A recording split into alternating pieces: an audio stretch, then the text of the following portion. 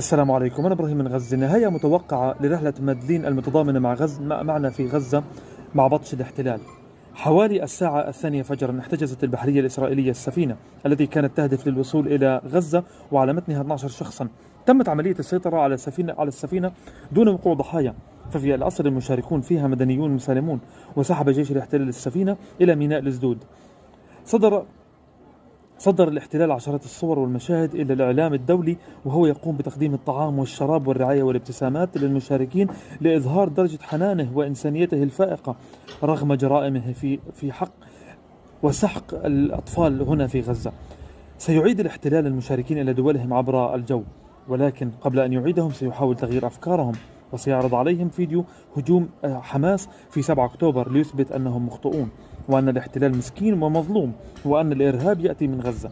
قد يتأثر البعض منهم بما سيشاهد وبما سيسمعه، خاصة في ظل الرعاية الفائقة التي يبديها الاحتلال. أهم رسالة تقدمها هذه السفن لشعبنا أننا في قطاع غزة محاصرون في سجن مغلق من جهاته ال4، غير مسموح لأحد أن يدخل علينا أو لأحد أن يخرج. نعيش في سجن يشبه المسلخ، القتل والموت يطال كل شبر فيه.